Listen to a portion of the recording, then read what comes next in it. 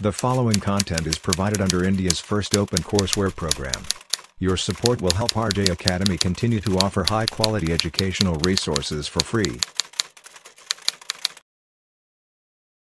Chemical kinetics physical chemistry की वो branch है जिसके अंदर आप किसी भी रिएक्शन की काइनेटिक्स को पढ़ने में इंटरेस्टेड होते हो। सबसे पहले इस कोर्स में आपने कहा कि रिएक्शन आपके पास दो टाइप की हो सकती है, सिंपल रिएक्शन या फिर कॉम्प्लेक्स रिएक्शन। सिंपल रिएक्शन वो रिएक्शन होती है जिनका ऑर्डर ऑफ रिएक्शन एक इंटीग्रल वैल्यू रखता हो, जैसे कि zero order, first order, second order. तो सबसे पहले आप लोगों ने सिंपल रिएक्शन की काइनेटिक्स को पढ़ा और zero order, first order, second order, third order, इन सभी ऑर्डर ऑफ रिएक्शन के लिए आप लोग काइनेटिक्स को पढ़ चुके हो, उनके सभी फॉर्मूले को आप लोग याद कर चुके हो। उसके बाद हम लोगों ने कॉम्प्लेक्स रिएक्शन को स्टार्ट किया था और कॉम्प्लेक्स रिएक्शन काइनेटिक्स को पढ़ने के लिए आपको जरूरत पड़ रही थी अप्रोक्सीमेशन मेथड की। तो पहले हमने अप्रोक्सीमेशन मेथड को पढ़ा, उसके बाद हम लोगों ने जितने भी आपके पास कॉम्प्लेक्स रिएक्शन थी, consecutive reaction, parallel reaction, chain reaction, photochemical reaction, इन सभी रिएक्शन की काइनेटिक्स को हम लोगों ने पढ़ लिया। लास्ट क्लास के अंदर मैंने आपको कुछ क्वेश्चंस कराए थे जो पैरेलल रिएक्शन के कोरस्पॉन्डिंग आपके पास गेट एग्जाम में या फिर CSIR नेट एग्जाम के अंदर पूछे गए थे। और उसके बाद हमने स्टार्ट किया था रिवर्सिबल रिएक्शन को।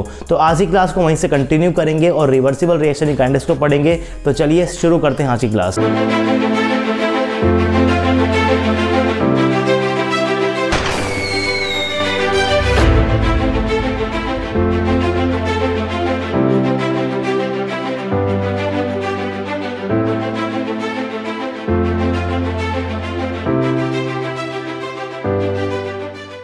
Hey guys, this is RJ and welcome to RJ Academy. So this is lecture number 15 of chemical kinetics.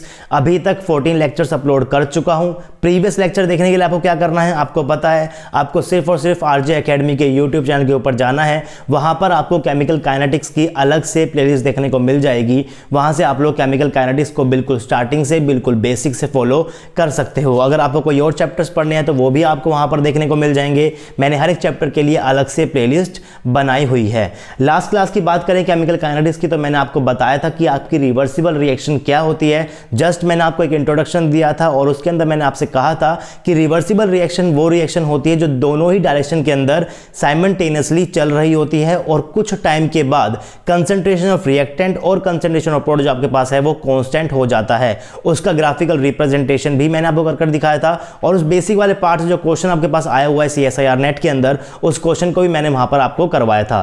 तो आज हम लोग वहीं से कंटिन्यू करेंगे। आज हम लोग पढ़ेंगे काइनेटिक्स ऑफ रिवर्सिबल रिएक्शन। जैसा कि आप लोग यहां पर देख सकते हो, मैंने हेडिंग भी लिखी हुई है, kinetics of reversible reaction.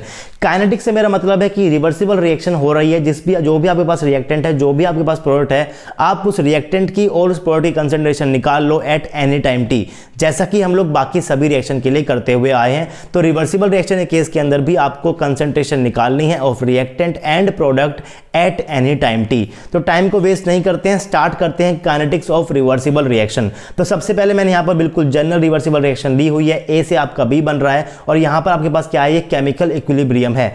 Forward reaction के लिए जो आपके पास रेट कांस्टेंट है वो आपके पास Kf है और जो बैकवर्ड रिएक्शन है उसका जो रेट कांस्टेंट आपके पास क्या है, Kb है। अब इक्विलिब्रियम रिएक्शन के लिए आप ICE टेबल बनाते हो, जब भी आप लोग क्या पढ़ते हो, केमिकल इक्विलिब्रियम को पढ़ते हो, तो वो सब ड्रॉ करना आपको आता है, वो सब बनाना भी आपको आता है। आपको पता है कि T=0 के ऊपर अगर मेरा रिएक्टेंट A है, अगर इनिशियली मैंने A स्पीशीज को अपने रिएक्शन मिक्सचर के अंदर डाला है, तो आपके पास जो A है वो आपके पास क्या हो जाएगा, रिएक्टेंट हो जाएगा और उसकी इनिशियल कंसंट्रेशन को मान लीजिए मैं यहाँ पर क्या बोल रहा हूँ, A0 बोल रहा हूँ। तो T=0 के ऊपर जो आपका A है वो क्या हो जाएगा, A0 हो जाएगा और जो आपका B है वो बिल्कुल भी नहीं होगा, क्योंकि रिएक्टेंट आपका सिर्फ और सिर्फ क्या है, A है। और T टाइम के ऊपर आपके पास जो A है वो थोड़ा सा कम हो जाएगा, A से आपको कुछ B बनेगा और कुछ टाइम के बाद A की कंसंट्रेशन भी और B की कंसंट्रेशन भी अभी क्या हो जाएगी, कांस्टेंट हो जाएगी। तो जितना आपके पास A डिकम्पोज होगा उतना ही आपका क्या बन जाएगा, B बन जाएगा। तो मैंने यहां से क्या कर दिया, A0 माइनस का x कर दिया और यहां पर मैंने क्या लगा दिया, प्लस का x बना दिया। तो ये सब चीजें लिखनी आती है। आई होप आपको इसमें कोई भी प्रॉब्लम नहीं होगी। अगर आपको ICE टेबल बनाने में कोई प्रॉब्लम होती है तो आप लोग कमेंट बॉक्स के अंदर कमेंट कर सकते हो, ताकि मैं केमिकल इक्विलिब्रियम को, इस टॉपिक को अलग से पढ़ा दूं, ताकि आपको समझ में आने लग जाए कि रिवर्सिबल रिएक्शन काइनेटिक्स को आपको कैसे पढ़ना है। उसके बाद जैसे कि हम लोग करते हुए आ रहे थे, आपको इस सिंपल रिएक्शन को, इस कॉम्प्लेक्स रिएक्शन को ब्रेक करना पड़ेगा एलिमेंट्री रिएक्शन के अंदर। तो मैं इसे ब्रेक करने वाला हूं। Above reaction can be written as, A से आपका B बन रहा है, फॉरवर्ड रिएक्शन को अलग से लिख दिया, बैकवर्ड रिएक्शन को अलग से लिख दिया। A to B बन रहा है, रेट कांस्टेंट आपके पास क्या है, Kf है। B to A बन रहा है, रेट कांस्टेंट आपके पास क्या है, Kb है। उसके बाद आप जैसे कि रेट लो लिखते हुए आ रहे थे उसी तरीके से मैंने दोनों इक्वेशन के लिए यहाँ पर क्या लिखा हुआ है, रेट लो को लिखा हुआ है। तो इक्वेशन को देखकर रेट लो से आप किस तरीके से रेट लिखते हो वो भी आपको आता है। आपको पता है कि इस रिएक्शन के कोरस्पॉन्डिंग जो आपके पास माइनस का dA/dt है ये आपका बराबर होगा प्लस का dB/dt equivalence to Kf into में कंसंट्रेशन ऑफ A। और उसी तरीके से अगर मैं बात करता हूं B/A और रेट कॉन्स्टेंट पास यहाँ पर क्या है, Kb है, तो यहां पर आप लोग बोल सकते हो कि माइनस का dB/dt is equal to plus dA/dt is equal to Kb into में B। तो ये दोनों चीजें आप लोग यहां पर लिख सकते हो। उसके बाद the concentration of B after time t may be obtained by using rate law equation corresponding to B। अब रेट लो आप लोगों ने लिख लिया, अगर आपको rate law correspond to B निकालना है तो आप लोग ये निकाल लीजिए कि रेट लो को लिखते वक्त आपका dB/dt कहां पर प्रेजेंट है। तो dB/dt आपके पास एक बार तो यहां पर आएगा और एक बार आपका dB/dt कहां पर आएगा, यहां पर आएगा। तो पहली जो रिएक्शन है इससे आपका dB/dt से बराबर हो जाएगा Kf इनटू में A के बराबर हो जाएगा, और जो सेकंड रिएक्शन है इससे आपका dB/dt से बराबर हो जाएगा माइनस का Kb इनटू में B के बराबर हो जाएगा। तो आपको ओवरऑल dB/dt क्या हो जाएगा, Kf इनटू में A माइनस Kb इनटू में B। अब आपका टारगेट ये है कि आप लोग कंसंट्रेशन ऑफ B को निकाल पाओ एट एनी टाइम t। तो यहां पर हम लोग एक कन्वीनियंट मेथड को यूज करेंगे। हम लोग कैसे निकालेंगे इसी कंसंट्रेशन को, उसके समझने के लिए आपको डेरिवेशन को पूरा देखना पड़ेगा। एंड में आपको सिर्फ और सिर्फ फॉर्मूले को ही याद करना है। लेकिन अगर आपने डेरिवेशन को ध्यान से देखा तो फॉर्मूले आप लोग बड़े इजीली याद कर पाओगे। डेरिवेशन को स्किप कर सिर्फ फॉर्मूला याद करने बैठोगे तो शायद आप लोग एग्जाम सेंटर के अंदर फॉर्मूले को भूल जाओ। और अगर एग्जाम सेंटर के अंदर आप लोग फॉर्मूले को भूल गए, डिराइव आपने कैसे किया था वो भी आपको याद नहीं आ रहा, तो क्वेश्चन आपके सामने होते हुए भी आप उस क्वेश्चन को छोड़ दोगे। तो डेरिवेशन देखना बहुत इंपॉर्टेंट होता है। इसलिए इंपॉर्टेंट होता है कि इन केस अगर आप लोग एग्जाम सेंटर के अंदर अपने फॉर्मूले को भूल गए या फिर कुछ छोटी मोटी चीजें आप लोग वहां पर भूल गए हो तो उसको आप लोग कैसे डिराइव कर सकते हो। अगर एग्जाम सेंटर के अंदर आपको डेरिवेशन आता है तो वो भी आप लोग मैक्सिमम टू मैक्सिमम 1 से लेकर 2 मिनट में वापस से कर पाओगे। तो अगर मान लीजिए कि 4 मार्क्स का क्वेश्चन आता है रिवर्सिबल रिएक्शन से आपके CSIR नेट के अंदर और आप फॉर्मूला भूल गए तो 4 मार्क्स के लिए आप 2 या 3 मिनट तो खर्च कर सकते हो। अगर आपके पास खाली टाइम है तो उस टाइम के अंदर आप लोग अपने इन फॉर्मूलेस को डिराइव भी कर सकते हो। तो डेरिवेशन देखना इंपॉर्टेंट है, याद करना इंपॉर्टेंट नहीं है। याद करना है फॉर्मूले, लेकिन अगर फॉर्मूले भूल गए तो डेरिवेशन की हेल्प से आप लोग वापस से फॉर्मूले को डिराइव कर सकते हो। तो यहां पर आपका जो dB/dt है ये आपका बन जाएगा Kf इनटू में A माइनस का Kb इनटू में B। उसके बाद आपको अपनी रिएक्शन से पता है कि जो कंसंट्रेशन ऑफ B है एट एनी टाइम t ये आपके पास क्या होती है, x के बराबर होती है, और concentration of A at any time t आपके पास क्या होती है, A0 माइनस के x के बराबर होती है। तो अगर मैं यहां पर अपने A0 को स्मॉल a से रिप्रेजेंट करूं तो आपके एट एनी टाइम t आपकी जो कंसंट्रेशन A की होगी वो आपकी बन जाएगी A माइनस का x। स्मॉल a और A माइनस x मैंने इसलिए लिया क्योंकि बुक्स के अंदर भी आप लोग जनरली स्मॉल a को ही देखते हो और इसको लिखना भी थोड़ा आसान होता है। फॉर्मूला भी आपके पास जो बनकर आएगा वो उसको याद करना भी थोड़ा सा इजी होता है। बाकी आप लोग A0 लेकर भी कर सकते हो, A0 माइनस x कर भी कर सकते हो, उससे मुझे कोई भी प्रॉब्लम नहीं है। लेकिन मैं यहाँ पर A0 को A के बराबर लेकर चल रहा हूँ ताकि आपके पास जो फॉर्मूला बनकर आए उसको आप लोग आराम से याद भी कर सको। तो मैंने यहाँ पर ज़्यादा कुछ नहीं किया है। B की जगह मैंने क्या लिख दिया, x लिख दिया। उसके बाद मैंने A की जगह क्या लिख दिया, A माइनस का x लिख दिया, और जो मैंने आपके पास यहाँ पर कंसंट्रेशन ऑफ B थी इसकी जगह मैंने यहाँ पर क्या लिख दिया, x लिख दिया। और इस इक्वेशन को मैंने क्या नाम दे दिया, इक्वेशन नंबर 1 नाम दे दिया। इसकी आगे जरूरत पड़ेगी इसलिए मैं यहीं पर इसको क्या कर देता हूँ, नंबरिंग कर देता हूँ। उसके बाद आपको पता है कि एक ऐसे टाइम आएगा जिसके ऊपर आपका इक्विलिब्रियम अटेन हो जाएगा, और इक्विलिब्रियम अटेन होते ही आपकी कंसंट्रेशन ऑफ A और कंसंट्रेशन ऑफ B जो है वो आपकी क्या हो जाएगी, कांस्टेंट हो जाएगी। तो मान लीजिए कि जो भी आपकी कंसंट्रेशन हो रही है B की इक्विलिब्रियम के ऊपर, अगर मैं उसको XE बोल रहा हूं तो इसका मतलब एट इक्विलिब्रियम जो आपका X है वो क्या हो जाएगा, XE के बराबर हो जाएगा। उसके बाद आप कह रहे हो कि इक्विलिब्रियम के बाद आपकी B की कंसंट्रेशन जो है वो चेंज नहीं होगी विद टाइम। इसका मतलब dXE/dt आपका क्या हो जाएगा, 0 के बराबर हो जाएगा, क्योंकि XE जो है वो आपके पास यहां पर क्या है, कांस्टेंट है। इक्विलिब्रियम कंसंट्रेशन जो भी होगी B की, वो एक बार अगर उसने इक्विलिब्रियम अटेन कर लिया उसके बाद उसकी कंसंट्रेशन चेंज नहीं होगी। अगर उसकी कंसंट्रेशन टाइम के साथ चेंज नहीं हो रही है तो dXE/dt आपके पास क्या हो जाएगा, 0 के बराबर हो जाएगा। तो आप यहां से बोल सकते हो at equilibrium x is equal to XE। तो यहां पर आप लोग क्या बोल सकते हो, dx/dt आपके पास क्या हो जाएगा, dXE/dt हो जाएगा, और ये आपके पास 0 निकल कर आ जाएगा। तो अगर आप लोग x को रिप्लेस कर रहे हो XE से, इसका मतलब आपकी इक्विलिब्रियम कंडीशन जो है वो आ चुकी है। तो जैसे ही मैं x को रिप्लेस करूंगा XE के साथ, आपके पास जो इक्वेशन है क्या बन जाएगी, आपके पास इक्वेशन, मैं यहां पर इक्वेशन को दोबारा से देता हूं, dXE/dt is equal to KF into में a माइनस का XE करूंगा और यहां पर क्या कर दूंगा, KB इंटू में XE कर दूंगा। उसके बाद आप कह रहे हो कि जो आपके पास यहां पर dXE/dt है ये आपका 0 के बराबर है। इसका मतलब KF इंटू में a minus XE minus KB into में XE किसके बराबर है, 0 के बराबर है। अब आपका टारगेट है कि आप लोग कंसंट्रेशन ऑफ बी को निकाल लो, लेकिन इस इक्वेशन से भी कुछ फॉर्मूले बनेंगे जिनका यूज भी आप लोग कर सकते हो क्वेश्चन के अंदर। तो पहले मैं आपको उन फॉर्मूले को यहां पर डिराइव कर देता हूं, उसके बाद वापस से हम लोग कंसंट्रेशन ऑफ बी को निकालेंगे, यहीं से हम लोग वापस से कंटिन्यू करेंगे। तो आपको पता है कि जो आपका KF इंटू में a माइनस का XE माइनस KB इंटू में XE किसके बराबर था, 0 के बराबर था। तो मैं यहां से क्या कर दिया, मैंने KB को जो है वो राइट हैंड साइड से लेफ्ट हैंड साइड के अंदर ले आया। अब यहां से आप लोग ये भी बोल सकते हो कि जो आपका KB है, मैं इस XE को क्या कर देता हूं, यहां से इधर ले आता हूं, तो आपका जो KB है वो बन जाएगा KF इंटू में a माइनस का XE अपॉन में XE। इसको मैंने क्या बोल दिया, इक्वेशन नंबर 2 बोल दिया। इसकी आगे जरूरत पड़ेगी, इसीलिए मैंने इसको क्या कर दिया, साइड में यहां पर लिख दिया। इसकी आगे जो है वो आपको आगे जाकर जरूरत पड़ेगी। अब देखिए KB आपके पास क्या है, रेट कांस्टेंट है, तो रेट कांस्टेंट भी क्या होता है, कांस्टेंट होता है अनटिल एंड अनलेस आप लोग टेम्परेचर चेंज नहीं करने वाले हो। अगर आपने टेम्परेचर को चेंज किया तभी आपका रेट कांस्टेंट जो है वो चेंज होता है।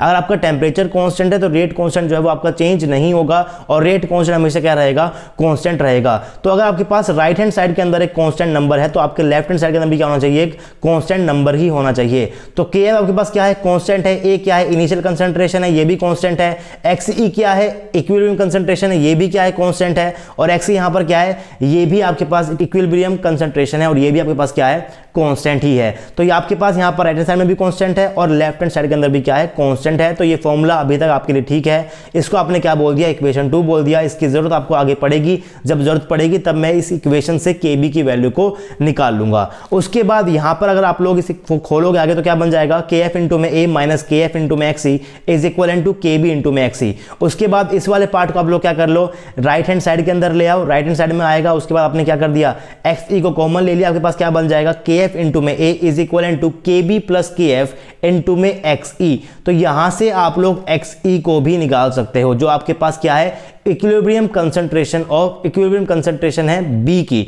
तो आपका जो XE है वो क्या बन जाएगा, KF इंटू में a अपॉन में KB प्लस A। अब KF भी कांस्टेंट है, A भी कांस्टेंट है, KB भी कांस्टेंट है, KF भी कांस्टेंट है, तो पूरा नंबर क्या हो जाएगा, एक कांस्टेंट नंबर ही हो जाएगा। और कांस्टेंट होना भी चाहिए था क्योंकि XE आपका क्या है, एक कांस्टेंट क्वांटिटी है। तो आप लोग इसे इस फॉर्म में भी याद कर सकते हो, या फिर आप लोग इस KB प्लस KF की वैल्यू को भी डायरेक्ट याद कर सकते हो। जो आपका KF प्लस KB है वो क्या बन जाएगा, KF इंटू में a अपॉन में XE। XE को मैं इधर ले आया, KB अपॉन में KB प्लस KF को मैं कहां ले आया, इस साइड में ले आया। तो इसको मैंने क्या बोल दिया, इक्वेशन नंबर 4, इसको मैंने क्या बोल दिया, इक्वेशन नंबर 3, और इक्वेशन नंबर 2 आपके पास यहां पर है। इक्वेशन 2 की भी जरूरत पड़ेगी, इक्वेशन 3 की भी जरूरत पड़ेगी, इक्वेशन 4 की भी जरूरत पड़ेगी। लेकिन इन यहां से आपने एक फॉर्मूला निकाल लिया कि अगर आपको इक्विलिब्रियम कंडीशन के ऊपर अपनी कंसंट्रेशन को निकालना है तो उसके लिए आपके पास यहां पर क्या है, एक फॉर्मूला है। तो इस फॉर्मूले को भी आपको याद करना है, इस फॉर्मूले को भी आपको याद करना है, और इस फॉर्मूले को भी आपको याद करना है। तीनों फॉर्मूले अगर आपको याद होंगे तो आपको क्वेश्चन को करने में काफी ज्यादा आसानी हो जाएगी।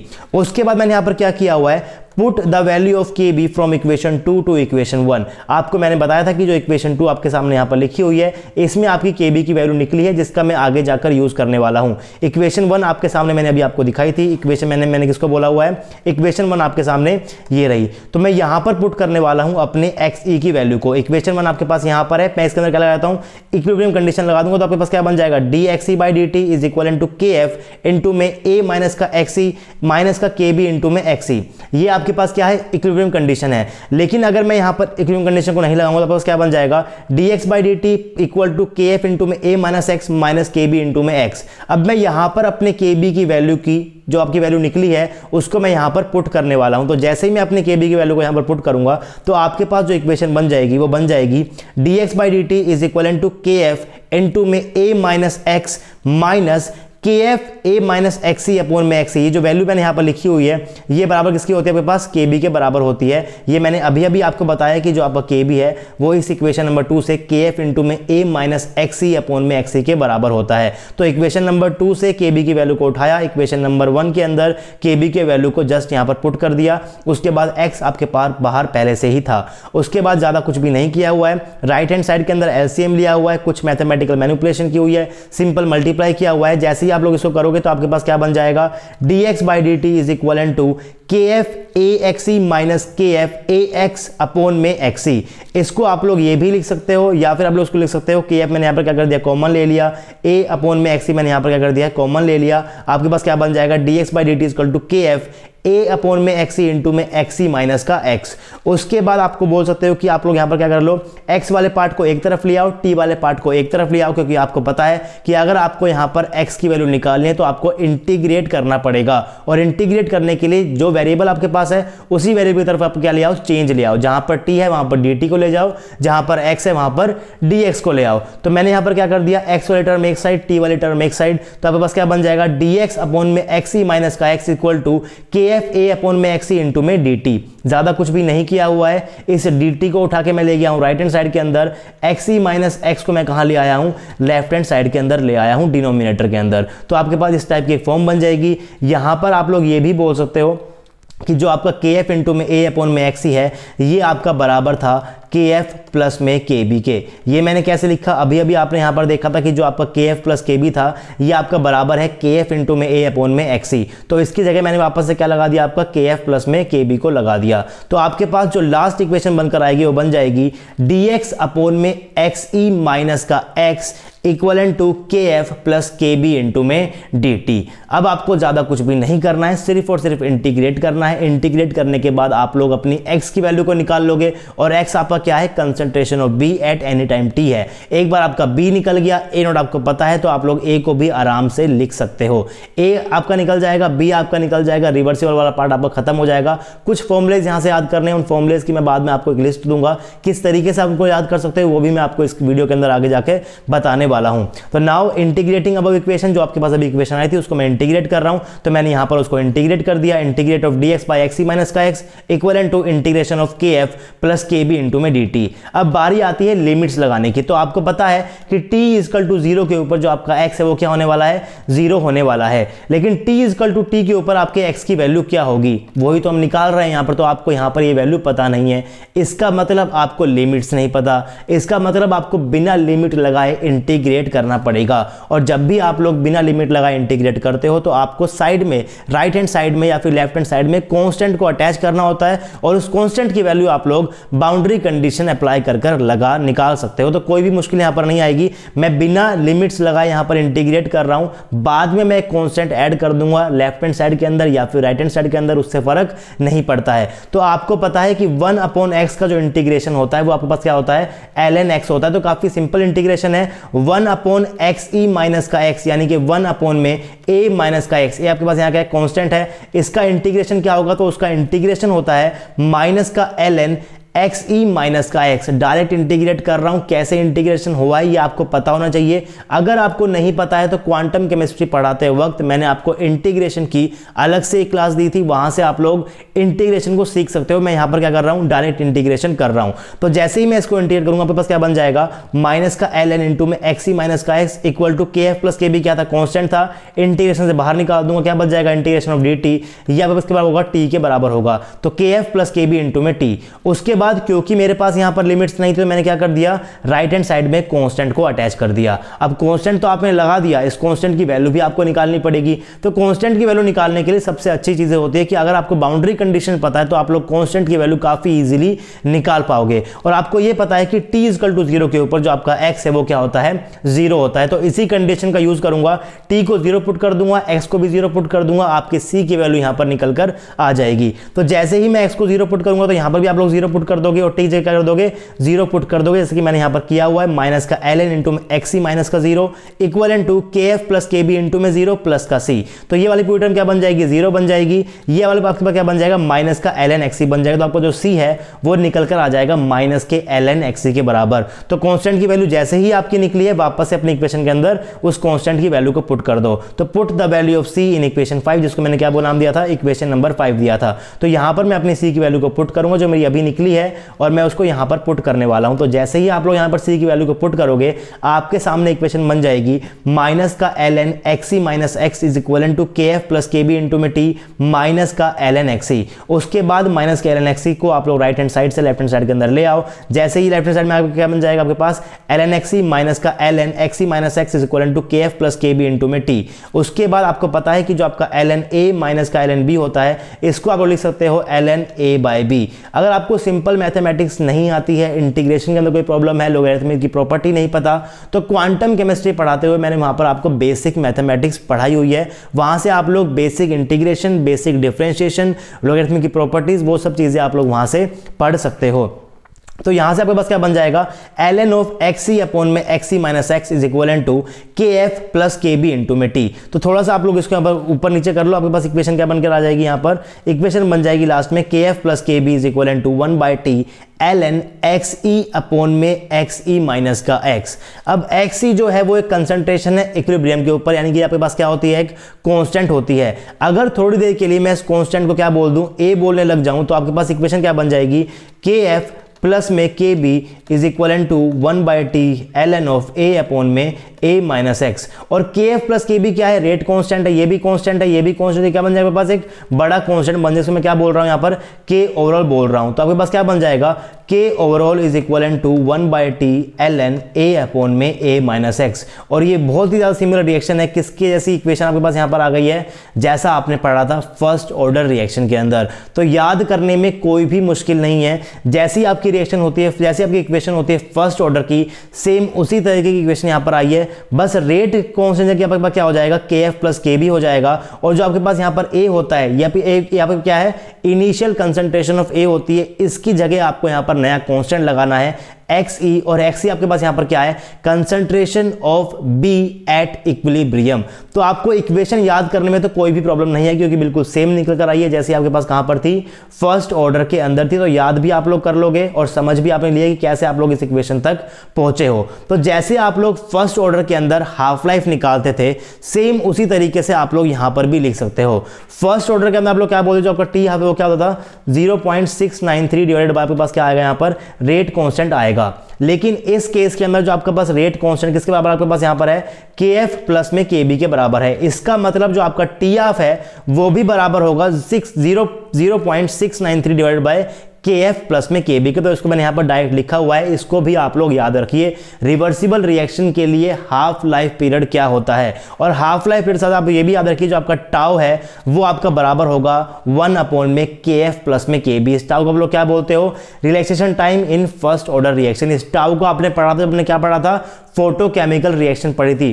फोटोफिजिकल प्रोसेस के अंदर आपके पास फ्लोरोसेंस लाइफ टाइम जो पीरियड था उसको आप लोग किससे रिप्रेजेंट कर रहे थे, टाउ से रिप्रेजेंट कर रहे थे। तो वहां पर जो आपका टाउ था वो आपका बराबर किसके आया था, टाउ आपका बराबर होता है 1 अपॉन में के ऑफ फ्लोरोसेंस प्लस के ऑफ ISC प्लस में के ऑफ IC। और यहां पर जो आपका टाउ है ये किसके बराबर होगा, 1 अपॉन में KF यानी कि K फॉरवर्ड प्लस में K ऑफ बैकवर्ड। तो जितने भी रेट कांस्टेंट होंगे वो सारे के सारे आपको कहां लिखने हैं, डिनोमिनेटर के अंदर लिखने हैं। तो T आपका फॉर्मूला भी याद रखना, और आप लोग यहां पर relaxation time in first order का फॉर्मूला भी याद रखना। अभी भी हमारा सारा काम नहीं हुआ है, क्योंकि हम इंटरेस्टेड हैं कंसंट्रेशन ऑफ B निकालने में एट एनी टाइम T, यानी कि आपको x को निकालना है। तो x को निकालने के लिए अब आपको आगे क्या करना पड़ेगा, उसके लिए देखते हैं। तो इक्वेशन आपके सामने आ गई है, KF प्लस में KB is equal to 1 upon में T ln XE अपॉन में XE माइनस का x। अब मैं यहाँ पर क्या कर रहा हूँ, मैं यहाँ पर इस ln को उल्टा कर देता हूँ। मैं आपको बोलूँ, आपको ln अपॉन में A बाई B किसके बराबर होता है, माइनस के ln B बाई A के बराबर होता है। तो मैं यहाँ पर इसको क्या कर रहा हूँ, सिर्फ और सिर्फ उल्टा कर रहा हूँ,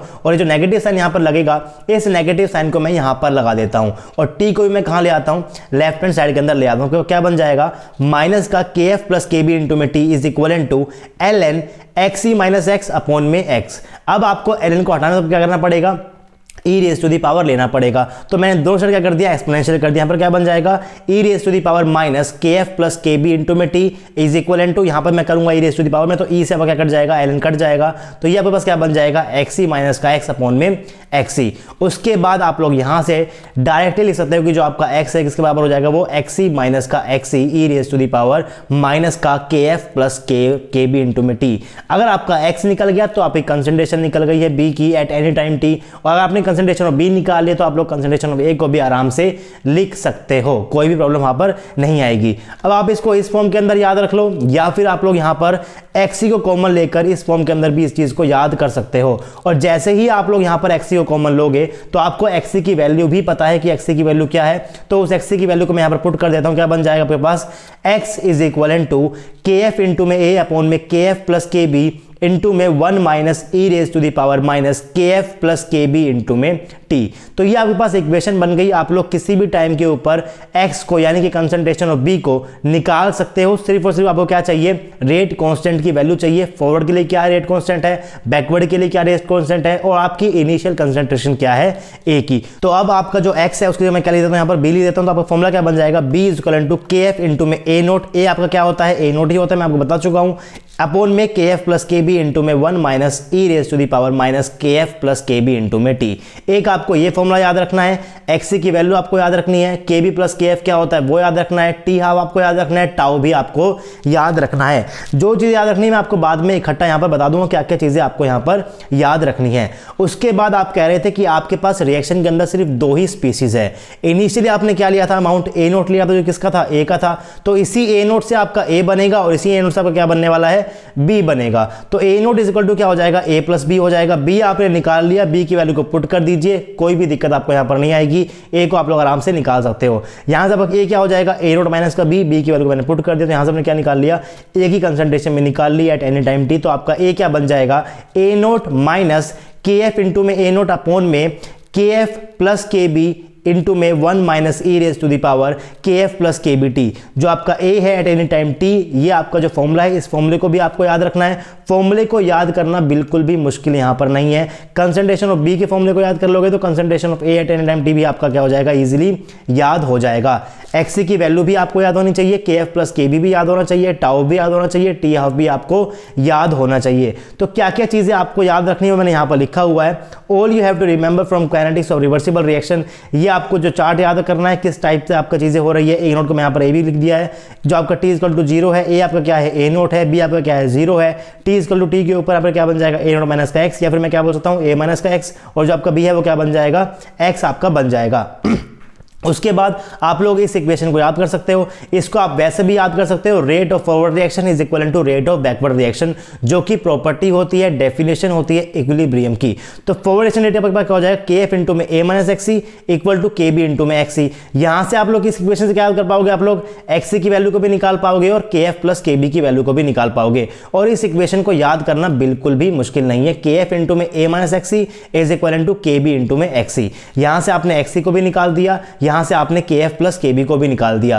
rate of forward reaction is equal to rate of backward reaction होता है जब आपकी कंडीशन क्या होती है, इक्विलिब्रियम की होती है। और जैसे ही आपकी कंडीशन इक्विलिब्रियम की हो जाएगी तो आपको यहां पर x की जगह क्या करना पड़ेगा, XC को रिप्लेस करना पड़ेगा। जैसे ही रिप्लेस करोगे, इस इक्वेशन को लिखोगे, XC को भी निकाल सकते हो, KF प्लस KB को भी निकाल सकते हो। उसके बाद आपको यह भी पता है कि जो इक्वेशन आने वाली है वो इक्वेशन एकदम सिमिलर होती है जैसे आपने कहां पढ़ी थी, फर्स्ट ऑर्डर के अंदर पढ़ी थी। वहां पर आपके पास जो रेट कांस्टेंट था वो K1 था, यहां पर जो रेट कांस्टेंट क्या हो जाएगा आपके पास, KF प्लस में KB हो जाएगा। तो इस इक्वेशन को याद करना भी मुश्किल नहीं है। KF plus KB is equal to 1 upon में T ln XE माइनस का XE माइनस X। तो ये इक्वेशन भी आप लोग इजीली याद कर सकते हो। उसके बाद अगर आपको ये इक्वेशन याद है तो इस इक्वेशन को आप लोग आराम से ड्राइव भी कर सकते हो। एग्जाम सेंटर के अंदर बैठकर ड्राइव करने में आपको क्या निकल कर आएगा, X is equal to XE 1 minus e raise to the power minus KF plus KBT, या फिर आप लोग बोल सकते हो B जो है वो आपको बराबर हो जाएगा KF इंटू में A नोट अपॉन में KF प्लस KB इंटू में 1 minus e raise to the power minus KF plus KB into में T। अगर आपको B पता है तो A भी आप लोग निकाल सकते हो। A नोट माइनस का B की वैल्यू क्या है, KF इंटू में A नोट अपॉन में KF प्लस KB इंटू में 1 minus e raise to the power minus KF plus KB into में T। तो सारी की सारी काइनेटिक्स आप लोगों ने पढ़ ली। साथ ही साथ आपको T हाफ भी याद रखना है और आपको याद रखना है कि आप लोग कैसे टाउ को भी निकाल सकते हो। तो ये 7 फॉर्मूलेज मैंने यहाँ पर लिखे हुए हैं। काइनेटिक्स ऑफ रिवर्सिबल रिएक्शन के, ये सारे के सारे फॉर्मूलेज आपको याद करने हैं। तो कॉम्प्लेक्स रिएक्शन से जितनी भी चीजें आपको पढ़नी थी वो सारी हम लोग पढ़ चुके हैं। कॉम्प्लेक्स रिएक्शन में आप लोग पढ़ चुके हो कंसेक्यूटिव रिएक्शन काइनेटिक्स, आप लोग पढ़ चुके हो चेन रिएक्शन काइनेटिक्स, आप लोग पढ़ चुके हो फोटोकेमिकल रिएक्शन काइनेटिक्स, आप लोग पढ़ चुके हो फोटोफिजिकल प्रोसेस काइनेटिक्स, आप लोग पढ़ चुके हो पैरेलल रिएक्शन काइनेटिक्स, और आज आपने पढ़ लिया है रिवर्सिबल रिएक्शन की काइनेटिक्स को भी। तो जितनी भी आपके पास कॉम्प्लेक्स रिएक्शन थी वो सारी की सारी अब खत्म हो गई है। जब मैंने आपको पहला लेक्चर पढ़ा था केमिकल काइनेटिक्स का, मैंने वहां पर सिलेबस को ब्रेक किया था 3 पार्ट्स में, पार्ट ए, पार्ट बी और पार्ट सी। तो पार्ट ए आपका कंप्लीट हो चुका है पहले ही, पार्ट बी आपका आज कंप्लीट हो चुका है। अब नेक्स्ट क्लास से हम लोग क्या शुरू करेंगे, पार्ट सी को शुरू करेंगे, जो कि आपका थ्योरी वाला पार्ट है। और स्टार्ट हम लोग किससे करने वाले हैं, आर्हेनियस इक्वेशन से करने वाले हैं। तो पार्ट बी के अंदर से भी क्वेश्चन आते हैं, पार्ट ए से भी क्वेश्चन आते हैं और पार्ट सी से भी क्वेश्चन आते हैं। पेपर के अंदर आपको तीनों पार्ट से क्वेश्चन देखने को मिलेंगे। तो केमिकल काइनेटिक्स पूरा ही इंपॉर्टेंट है। जितनी इंपॉर्टेंस पार्ट बी की थी, जितनी इंपॉर्टेंस पार्ट ए की है, उतनी ही इंपॉर्टेंस पार्ट सी की भी है। थ्योरी वाले पार्ट से काफी ज्यादा क्वेश्चन आते हैं और सारे के सारे क्वेश्चन 4-4 मार्क्स के आएंगे। अगर आपके पास थ्योरी वाले पार्ट से क्वेश्चन आया CSIR नेट के अंदर और गेट के अंदर, तो थ्योरी वाला पार्ट काफी ज्यादा इंपॉर्टेंट है, वहां पर काफी ज्यादा क्वेश्चंस आते हैं। तो रिवर्सिबल रिएक्शन से अभी तक क्वेश्चन नहीं आया है, ना तो गेट में आया, ना तो आपके पास गेट में आया है, और ना ही आपके पास CSIR नेट के अंदर आया है। अभी तक आया नहीं, इसका मतलब ये नहीं है कि आ नहीं सकता। सिलेबस में इंक्लूड है आपका रिवर्सिबल रिएक्शन, तो क्वेश्चन आ सकता है। तो आपको ये फॉर्मूले भी याद करने हैं। इसके ऊपर से क्वेश्चन नहीं थे तो क्वेश्चन इसके ऊपर से नहीं करा रहा हूं। तो जो भी क्वेश्चन आपके पास आएगा सिंपल फॉर्मूला बेस ही आएगा। अगर आपको ये सारे फॉर्मूले याद है तो आप आराम से उन क्वेश्चंस को इजीली कर पाओगे। इन फॉर्मूले के अंदर कौन सी टर्म किसको रिप्रेजेंट कर रही है, ये पता होना बहुत ही ज्यादा जरूरी है। तो आज हम लोगों ने ज्यादा नहीं पढ़ा, थ्योरी वाले पार्ट को हम लोग शुरू करेंगे नेक्स्ट क्लास में। अगर आपको आज का ये वीडियो पसंद आया तो प्लीज वीडियो को लाइक कर देना। चैनल के ऊपर नए हो, अभी तक सब्सक्राइब नहीं किया हुआ है तो सब्सक्राइब कर लो, और अगर आप सब्सक्राइब कर रहे हो तो साथ में बेल आइकन जरूर प्रेस करना। और जितने बच्चों ने सब्सक्राइब कर रखा है, बेल आइकन नहीं दबाया, वो भी बेल आइकन को जरूर प्रेस करो, ताकि आपके पास नोटिफिकेशन पहुंच जाए जब भी मैं यहां पर कोई भी लेक्चर अपलोड करूं और आप लोग अपने सिलेबस में पीछे ना रह पाओ। अगर आपको मेरा काम अच्छा लगता है तो आप लोग आरजे एकेडमी को फाइनेंशियली सपोर्ट भी कर सकते हो। आप लोग हमें फोन पे कर सकते हो, गूगल पे कर सकते हो और पेटीएम कर सकते हो। Any support is appreciable guys, ताकि आपकी हेल्प से हम लोग आपके लिए नए नए कोर्सेज लाते रहे। आपसे मिलेंगे नेक्स्ट क्लास में, तब तक के लिए पढ़ते रहिए, पढ़ाते रहिए, खुश रहिए। Thank you.